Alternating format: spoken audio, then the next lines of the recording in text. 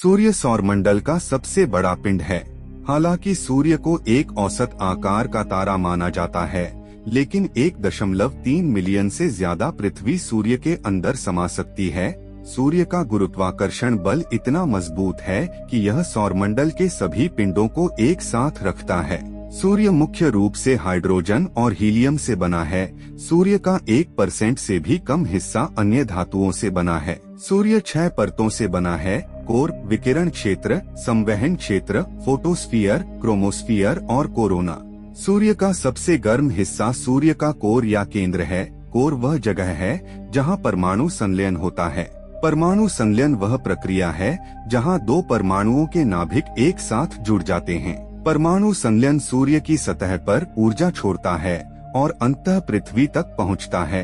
पृथ्वी पर पहुंचने वाले सूर्य के प्रकाश को सौर विकिरण कहा जाता है। सूर्य एक नवीकरणीय संसाधन है।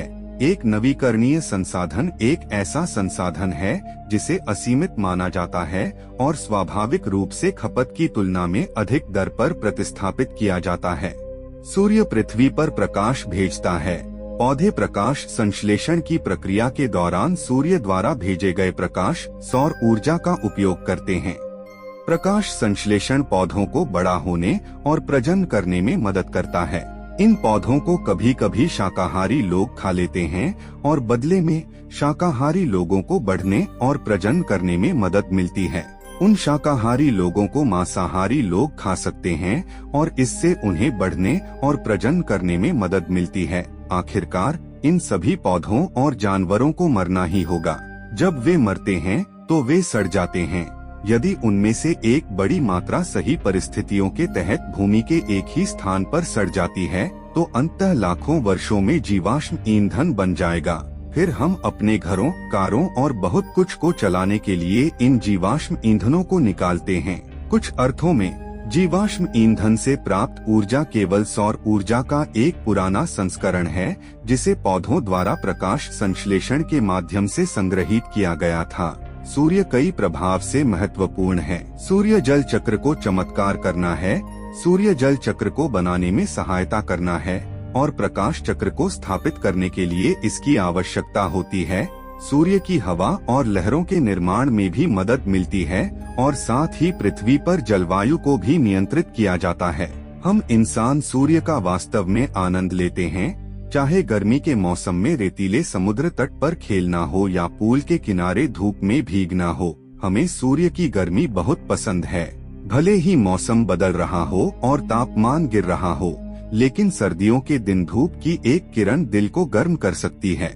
क्या आपने कभी सोचा है कि सूर्य हमारे लिए पृथ्वी पर कितना महत्वपूर्ण है?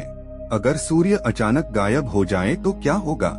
या अगर सूर्य अचानक बुझ जाए तो हम क्या करेंगे?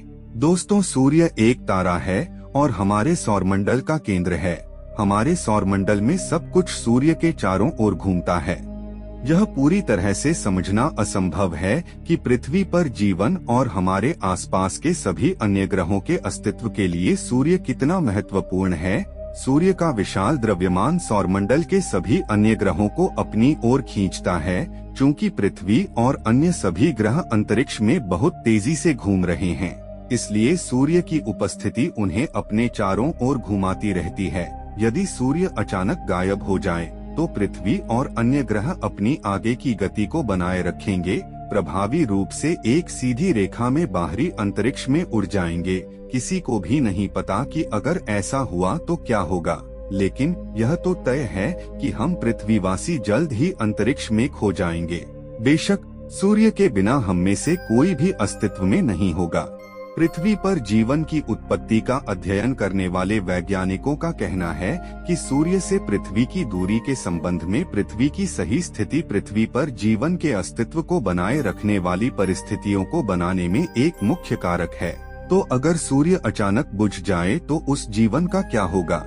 तो दोस्तों, सूर्य से प्रकाश को पृथ्वी तक पहुंचने में 8.5 मिनट लगते हैं। इसलिए अगर सूर्य अचानक बुझ जाए तो हमें तुरंत पता नहीं चलेगा।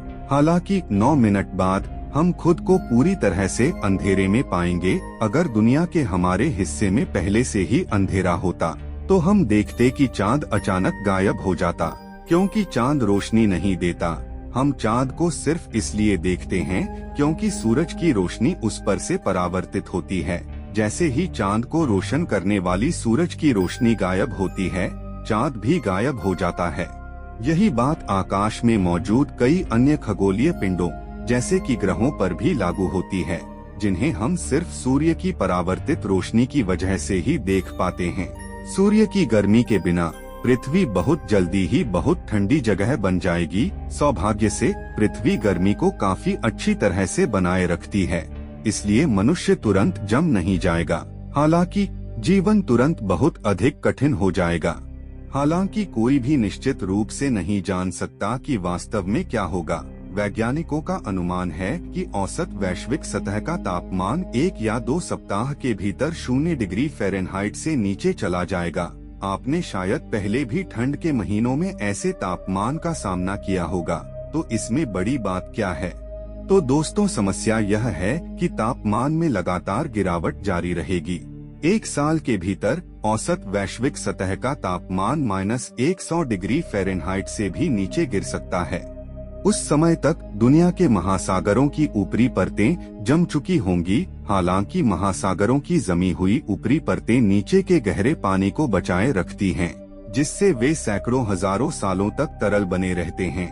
लेकिन अंततः वे जम जाएंगे क्योंकि पृथ्वी लगभग -400 डिग्री फ़ारेनहाइट के स्थिर औसत वैश्विक सतह के तापमान की ओर बढ़ेगी। उस समय वायुमंडल भी जम गया होगा और पृथ्वी पर गिर गया होगा, जिससे जीवित बचे सभी लोग कठोर जलवायु परिस्थितियों के संपर्क में आ जाएंगे। ब्रह्मांडीय विकिरण जो अंतरिक्ष में यात्रा करता है। सूर्य की किरणों के बिना सब कुछ पृथ्वी पर प्रकाश संश्लेषण बंद हो जाएगा। सभी पौधे मर जाएंगे और अंततः भोजन के लिए पौधों पर निर्भर सभी जानवर, जिनमें मनुष्य भी शामिल हैं, वे भी मर जाएंगे। जबकि कुछ आविष्कारशील मनुष्य सूर्य रहित पृथ्वी पर कई दिनों, महीनों या वर्षों तक जीवित रहने में सक्षम हो सकते हैं। लेकिन सूर्य के बिना जीवन अंततः पृथ्वी पर बनाए रखना असंभव साबित होगा और धरती पर जीवन समाप्ति की ओर बढ़ता जाएगा। तो दोस्तों, आज की वीडियो में बस इतना ही। अब आपको इस वीडियो के बारे में क्या कहना है, मुझे कमेंट में जरूर बताएं और वीडियो को एक लाइक जरूर करें। और हाँ, हम फिर मिलेंगे ऐसी ही मजेदार वीडियो में। तब तक के लिए जय हिंद, जय भारत।